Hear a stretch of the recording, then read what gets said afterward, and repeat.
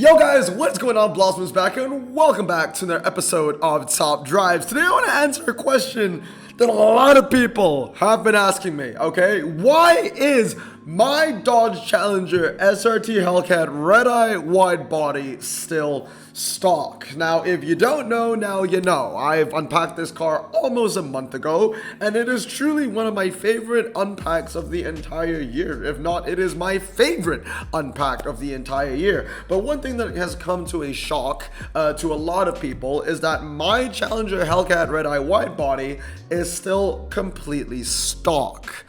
Why is that? Okay, well, to tell you and to answer why, we need to talk about epics as a whole, and that's why in today's video, I want to talk about epics, the pros of being an epic, the cons of having an epic, and obviously how I manage my epics.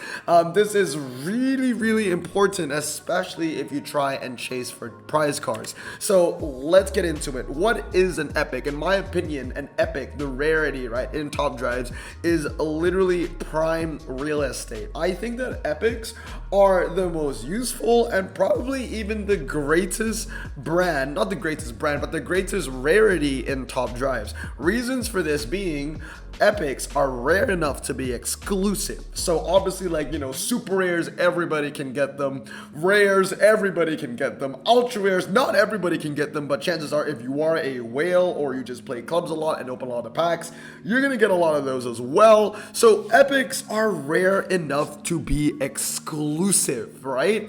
They're also strong enough to be respected, especially the higher tier epics, your RQ75s and above. They have the chance of literally beating 1-star legendaries. So, you know, they are very much respected. And the issue with epics to legendaries is that the majority of legendaries that you will face are 1-star, but the majority of epics you would face are 3-stars. So chances are, majority of the time, your epic will be beating a lower tier legendary if it's a higher tier epic. This isn't translated the same to ultra rares to epics, because chances are the majority of the time you will be facing a max ultra rare and a max epic. So, you know, you can't really say, oh, you know, my max ultra rare can beat a 1-star epic, because for the most part the epic that you are facing is probably going to be fully upgraded. So I hope that makes sense.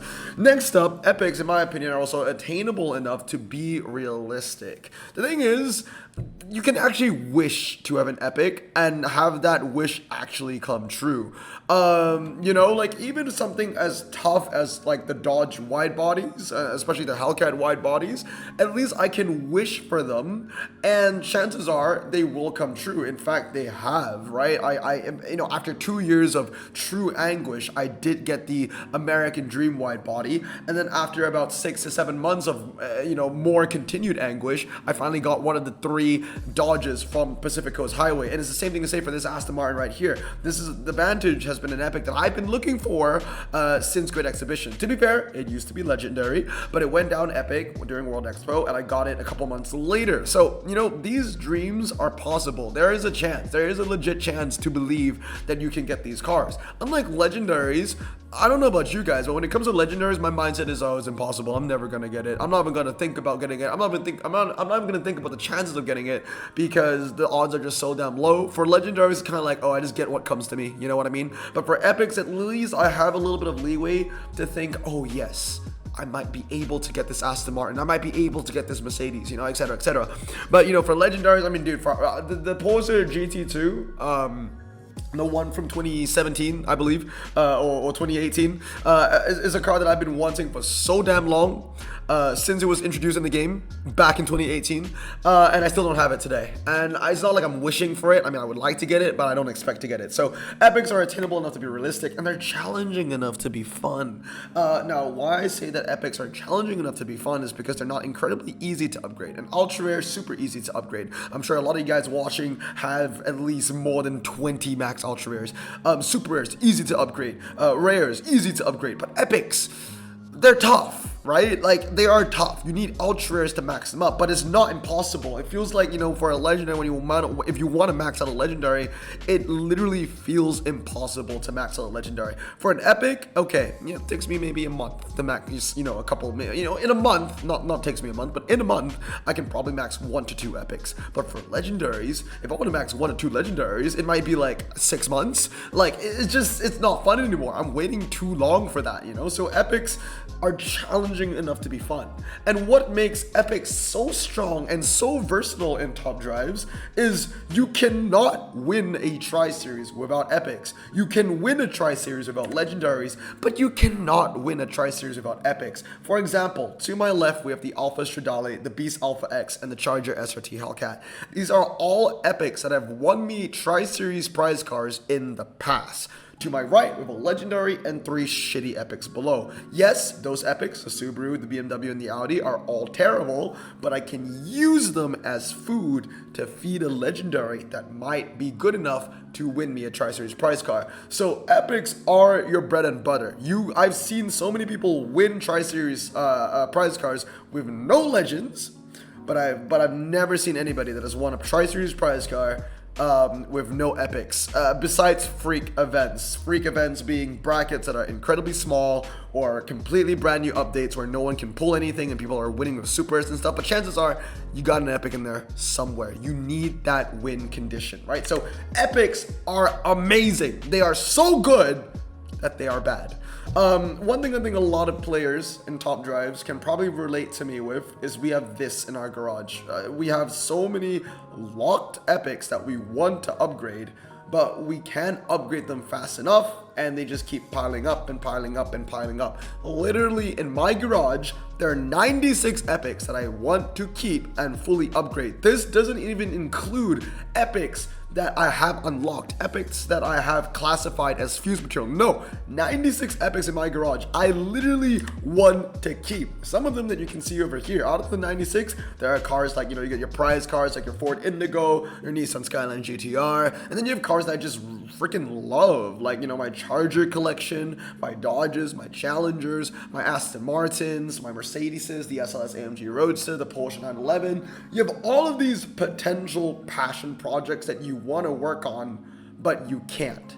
And I feel like one of the reasons to why this is an issue in so many people's garages is because tri-series are hella unpredictable. Let's face it, the reason why we have so many locked epic stock is because we are chasing for a tri-series, and the majority of our resources are going to epics that we don't even want, but epics that we need for a tri-series. So because of a tri-series, as you can see, I got these are my 4 epics, by the way, cars that I genuinely do not like. The Vauxhall, not the Vauxhall even, the Holden and the Subaru and the Audi. These are cars that I couldn't care less about. I hate them, but I maxed them out because they were useful for a tri-series, because they won me a tri-series prize car.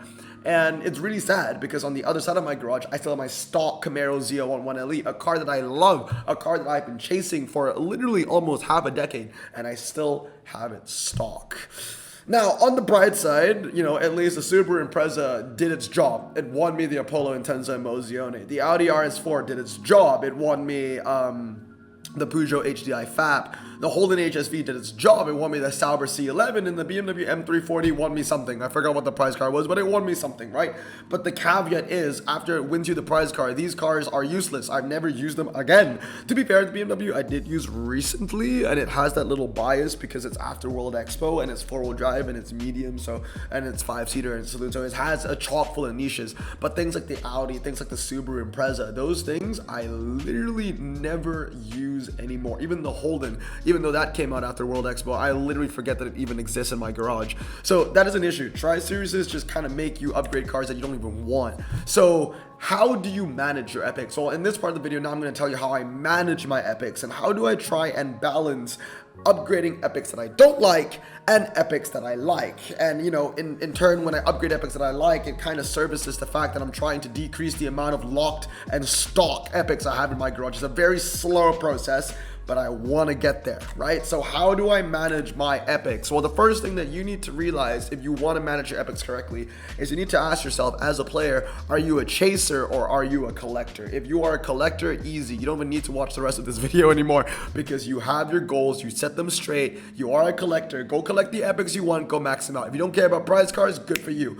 They've got pros and cons, because if you are a collector, chances are if you collect every single Porsche in the game, every single Porsche epic, you max every single one out, chances are some of those cars that you have in your collection will bleed over into being a required car in a TriSeries final. But at that point, you know, your prioritization are on the cars in your collection.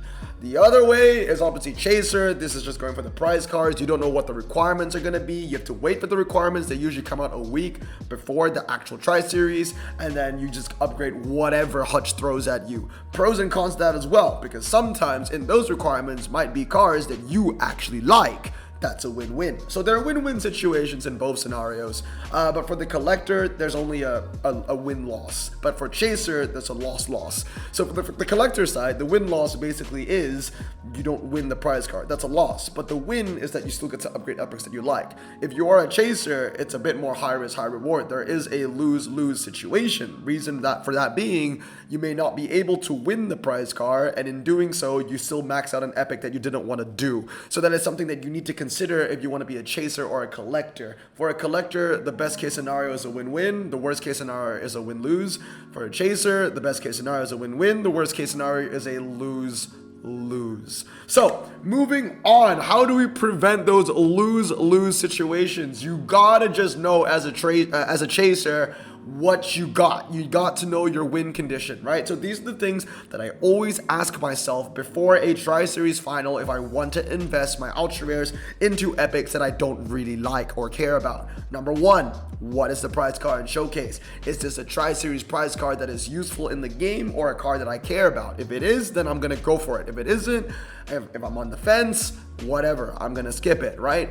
Epics that you own. Think about the epics that you own. Now that you know the requirements for that prize car, what are the epics that you have already? Are they win condition epics or are they just yee ass epics? Sometimes in a TriSeries, you might get 20 epics that are, you know, packable for the TriSeries, but only 5 of the 20 are actually useful. So think about the epics that you own. Are the epics that you own part of the 5 that are useful out of the 20, if that makes sense? Next up, the epics that you need. Think about the epics that you do not have and the epics that you can unpack. How much gold are you going to spend? What are the odds of the epics that you need? What are the odds of getting the epics that you need? Are the epics that you need even good cars? Because, you know, in a TriSeries, right, you might need an Audi RS4. Yes, you need it for the TriSeries, but you won't need it anywhere else after the TriSeries ends. So you got to think about that too. Next up, what are the requirements on offer? Okay, so this is also a really big one to consider. And ultimately, is it worth it? Is it worth it? If it's yes, then go and upgrade the cars that you want, okay? And ultimately, is it worth it? So does that mean that you've kind of assessed all situations? You have maybe some of the epics needed to win the TriSeries prize car. You think you have a decent shot. If it is ultimately worth it in your decision, then yes, go and upgrade what you need. If it isn't worth it, let's say that you only have 2 or maybe even 1 car or maybe even 0 cars that are good and, you know, high end for that TriSeries prize car. If the answer is no and is not worth it, you don't want to go and open a bunch of packs and hope for 5 cars that you need for a TriSeries, then save and increase from the 0. Now, I think a lot of you people are probably wondering, what is the 0? Well, people like to ask, how do I manage my epics? And how I manage my epics is very simple. There is a 0. I set a 0 for myself. So what is the 0? So I hope this makes sense. I'm going to show you this image over here. So my 0 is 75. Basically, I got 75 epics in my garage, right, at all times. And then every other epic that I build upon, every other ultra rare that I collect above 75 goes into a passion project. What I'm saying is this: if I have less than 75 ultra rares in my garage, I am not going to be upgrading any epic passion project. That is not to say that, you know, I'm not going to be upgrading any ultra rare. There have been cases where I have less than 75 ultra rares. They're still all fuse material, by the way. There's a TriSeries coming up. I need to upgrade a shitty epic. Yes, I will go upgrade the shitty epic if I know that I have a chance to win that prize car, and a good chance at that, okay? But that just means that I have a longer wait to my next passion project, if that makes sense. So the other way of saying it is that only when I have more than 75 fuse ultra rares, every other ultra rare above 75 will go into my passion project. Passion project are usually those epics that you have locked and stocked, which are probably not going to win you a TriSeries prize car. It's probably an epic prize car that you just want to max because you simply like the car. So set yourself a 0. For me, it's 75. For you, it could be 40 or 50 or 60 or 30 or 20, whatever you want. I just think that 75 is a safe number because with 75 fuse material at all times, I'm capable of basically upgrading like 4 fully upgraded epics. You know, I think it's 4, right? Yeah, 40, because you need 60 for that. Actually, yeah, you're able to get 5. So 5 fully upgraded epics for a TriSeries final. So that's my 0. You know, you can set a different number to be a 0 for yourself. But basically how it works for me is that I'm not going to be upgrading any passion projects, i.e. Camaro Z11LE or Dodge Hellcat wide body. None of that. I will not be maxing those or upgrading those if I have less than 75 ultra rares. Okay, so now using my method, what does it look like for me? Well, I will show you right now. In the last about 10 or so epics that I fully upgraded, 2 of them were passion projects. So my most previous passion project was the Mercedes AMG E63. Obviously I'm part of the W212 family, so I just had to do it. And the previous passion project that I had before was the Aston Martin Vantage. These were 2 cars that literally have no say in any TriSeries recently. They have won me no TriSeries prize cars at all. I only upgraded them because I freaking love them. In between those 2 passion projects, I had about 8 epics that I didn't really care about. Well, not 8, 7, right? Cars like the Hyundai Moab and the BMW M5, and more painfully, the Audis. I mean, the thing is, right, the Bufori and the Rezvani Beast Alpha X, those are cars that are really good in top drives, right? So it's not a lose-lose situation. In my opinion, I think the Audi is a lose-lose. Shit car, and I don't like it.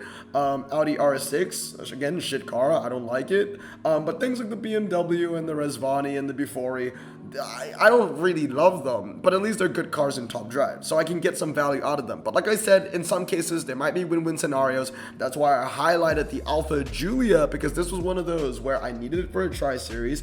I really liked the car, and I could upgrade a car that I love that also won me a prize car. So there is a chance where, you know, there is a requirement where there might be epics that you just love. That's a win-win scenario. Good for you. I hope you get more of those. But as you can see, in my 10 most recent epic upgrades, I've only had 2, so 20% of those 10 were cars that I genuinely upgraded for no reason at all, but besides the fact that I love them, and that is the Aston Martin and the AMG E63. So what's next for me? You know, like, I've done the Aston, I've done the Mercedes. Next up is going to be the Camaro Z11LE. I'm currently sitting at 77 ultra rares, so when I get another ultra rare, then I can put another fuse in my Camaro Z11LE, and we go slowly, surely, but shortly. I mean, slowly but surely. There we go, right? And then after I max on my Z11LE, then we move on to the Hellcat Red Eye Wide Body. So for those of you that are asking when I'm gonna max my Hellcat Red Eye Wide Body,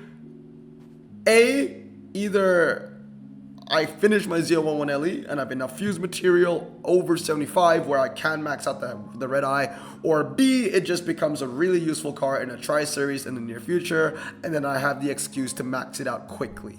But either way, it's going to be a long process. It's kind of one of the reasons why I love top drives. It's not a sprint, it's a marathon. Take your time, you know, smell the roses and whatnot. So anyway, guys, that's going to be it for today. That is how I manage my epics. Let me know down in the comments below if you like my strategy, if you do something similar, or if you do something vastly different. But anyway, guys, that's going to be it for today. I hope you enjoyed today's video. Remember to stay safe, wash your hands, and blossom out. Peace.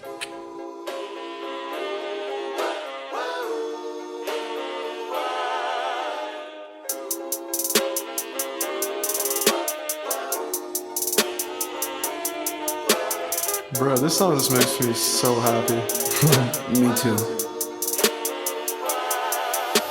Imagine being Asian in the 50s, looking nifty, leather jacket looking sleek, look like Presley, look so deadly. Got a jukebox back at home, feeling jazzy, turn it on and play it slow, like the movies with the ladies. They so fine.